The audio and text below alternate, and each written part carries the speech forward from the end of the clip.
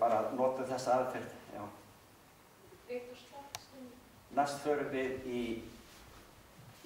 við í hérna þriðja vissi í fyrsta kaflanum.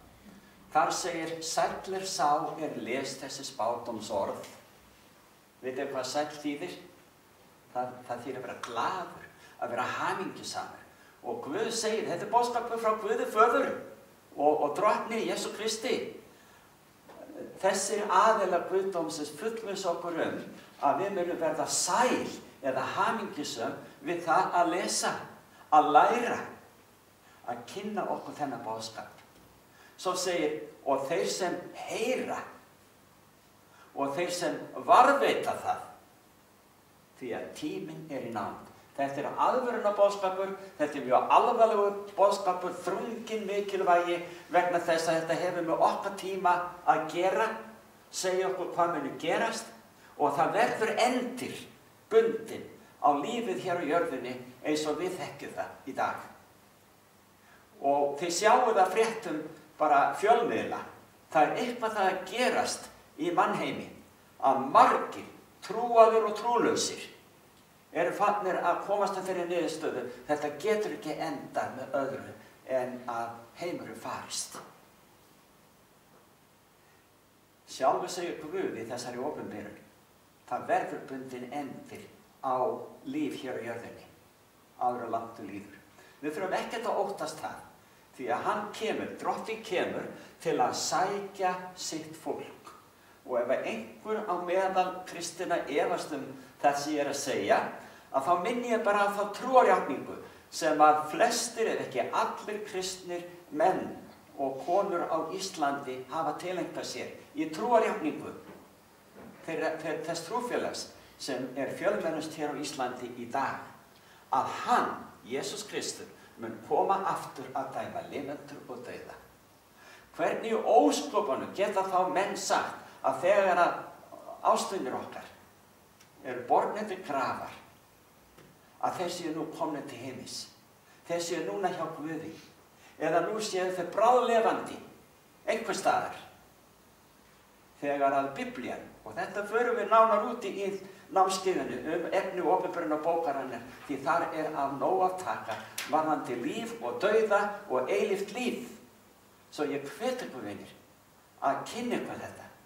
Því þetta boðskapur frá kærleysri Guði til okkar til þess að við mættum lifa hjá honum alla eilífð. Það að segja, þegar Kristur kemur aftur að sækja fólki sitt, þá skiptir engu máli hvort við erum lífs eða liðin.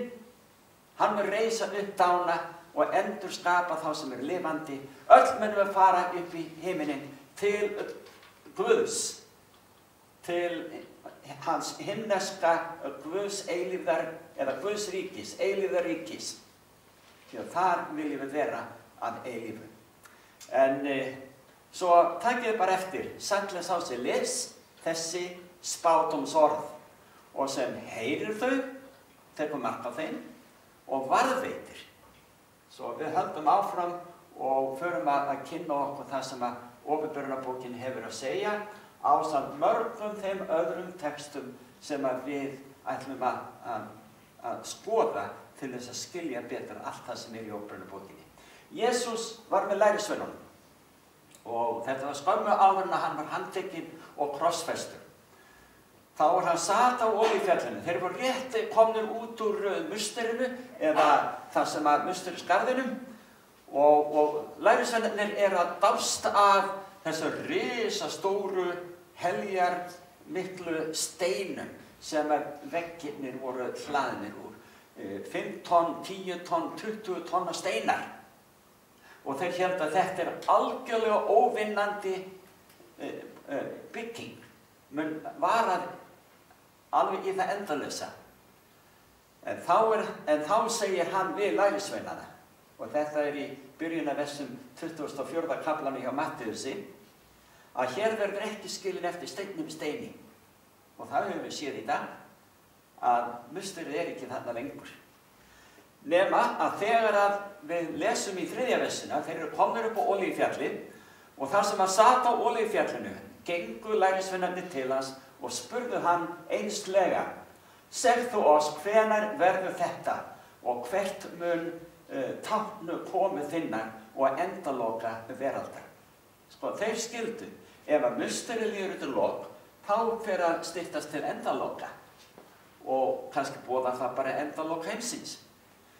Og hér spyrja þeir, hvernig megum við vita að endalokin sé að nálgast? Og Jesús svaraði því, og við ætlum að skoða þetta nánar og mikið meira eftir þess að líður á rannsókn okkar efni Åpenbarunarbókarinnar.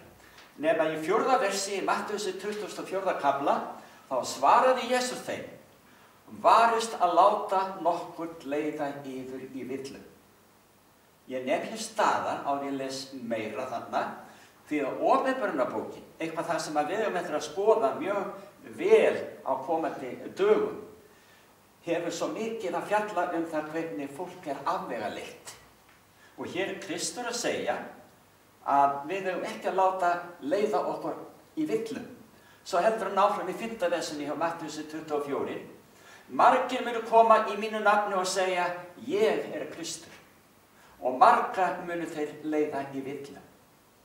Þeir munu spyrja hernað og ófriðartíðindi, gæti þess að skelfast ekki. Þetta á að verða, en endurinn ekki þar með komin. Þjóð mun rísa upp gegn þjóð og ríki gegn ríki.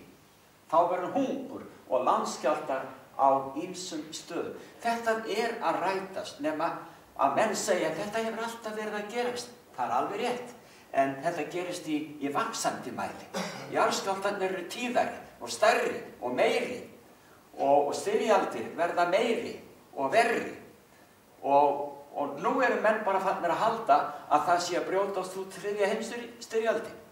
Ég ekki að boða það að það gerist, hver veit. En ófriðurinn að aukast og fleiri þjóðir að dragast inn í ófriðarbálið. Og þetta einmitt það sem Jesús sagði. Og svo náttúruhamfarir. Hafið þið tekið eftir því að jafnvel íslenski vísindamenn, hvort sem þau trúa á Biblíuna eða ekki, þeir farnir að tala nokkuð opinskátt það, að það gerist einhverja náttúruhamfari hérna sem geta mjög skipt sköpum fyrir lífið á Íslandi. Og jarðskjálftar og eldsumbrot geta valdið því að þessi umbrot nálgist byggð, ból okkar, kannski höfuðborgina, hver veit. Við erum bara eins og á köku sem flýtur á eldhafi. Ekki furða að það verða eldgos og jarðskjálfta hér öðru hverju. Nefnir í 8. versinna í Mattheusi 24. þá lýkur Kristur þessu, eða minnst þessari málsgrein, með því að segja allt þetta upphaf fæðingarhríðanna. Það kemur meira. Það það sem það þýðir. Og ég fullyrði, vinir, við erum ekki mjög skynsamar manneskjur ef við ekki tökum mark á því sem að Kristur að segja okkur. Förum yfir